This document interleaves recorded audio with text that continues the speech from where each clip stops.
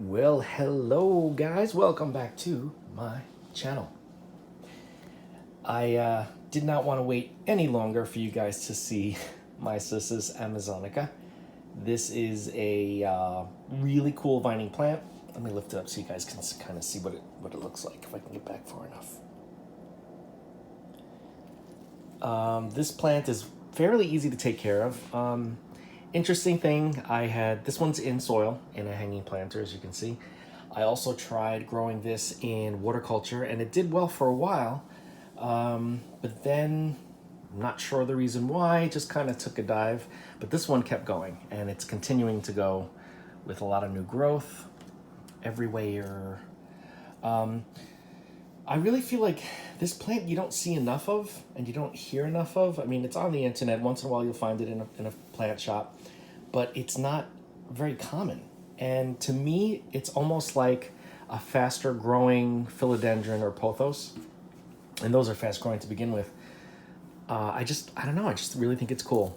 What I'm looking for or waiting for, because I don't think there is one yet, is a variegated variety of the amazonica, because they have one that is the Rex begonia, and that one they have a dark variety, they have a green variety.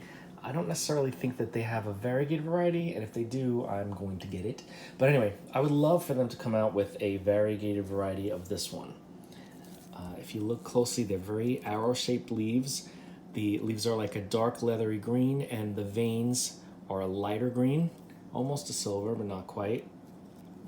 And the underside is in brighter light or in brighter areas. I think it's more of a purple. It's kind of like a very dull purple on this one, but you can see what I mean.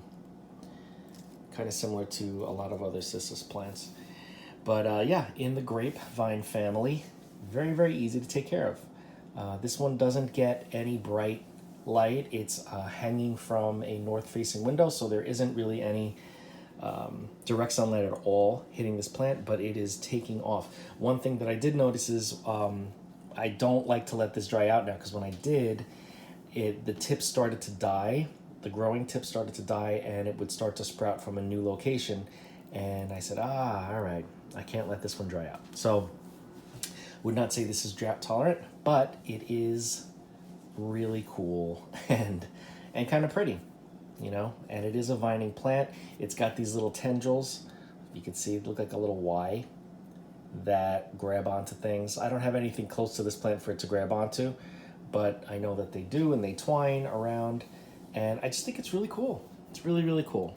So if you like vining plants, in particular things like philodendrons or pothos or scindapsus, anything like that, and you want to try something different, this is definitely a cool one to try. Haven't had any pest issues with this one in particular. There is this weird, almost like, I don't think even if I were to find it, I wouldn't be able to show you. There is like a honeydew that they kind of secrete on their stems, sometimes, and underneath their leaves. I don't know if that's for ants in the wild or what, what the purpose is, maybe to keep other pests off of it. But I did notice that, like little glistening beads along some of the stems, but now I don't see any, so I can't really show you. But I've checked it for pests, and there aren't any pests, so it's not that. It's something that this plant does, I think. Anyway, that is the first plant. Now, another plant that you see a lot, I mean, I've seen it a lot in a lot of shops, but you don't hear about a lot of people growing it indoors. Partially because they do need bright light, so they don't stretch out. It is a succulent. They won't etiolate, they call it. But also because it is usually a hardy, cold hardy plant. So it will survive the winters and stay evergreen, and it will continue to grow and multiply the next year. And there's nothing in the screen right now because I'm going to show you right now. Ta-da! Okay, this is a Sempervivum or Sempervivum, depending on how you want to pronounce it. It is really a cool plant. Now, I have some outside, and I also have some inside, as you can see. Let me bring this closer to the light so you can get a better idea. So in brighter light, these are under grow lights. This particular variety turns bright red, and they grow pups. They grow babies all around the base and create a colony. I think they're really, really cool looking because they're like other types of succulents, kind of like Echeveria, or they even look like some Haworthia, but they grow faster, in my opinion, and they're easier. They're even easier because if I don't water this plant for like a month or two, it'll be fine. It's not going to wilt. The leaves are very, very firm and stiff, and the babies, it just has more and more babies. Every week that I look, there's more pups starting to grow out. They have so many different varieties now. They have ones that have red tips. They have ones that are bright yellow, some of them that are orange, bright red, some of them that are like a lavender, some of them that have fur on them.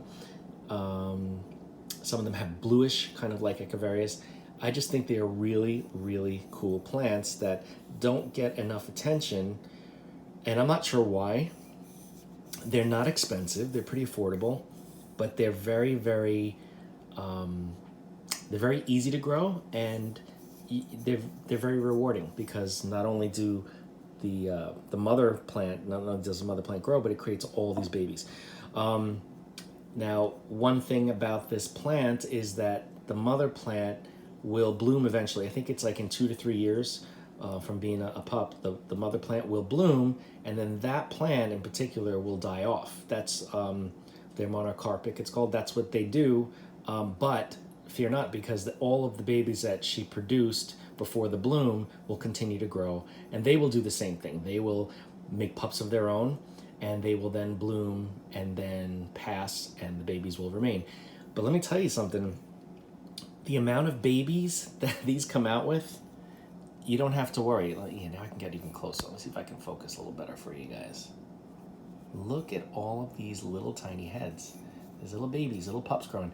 And one thing that I did notice on some of them, the pups are having pups. So even the immature little pups are growing little babies off of them. So really, really cool.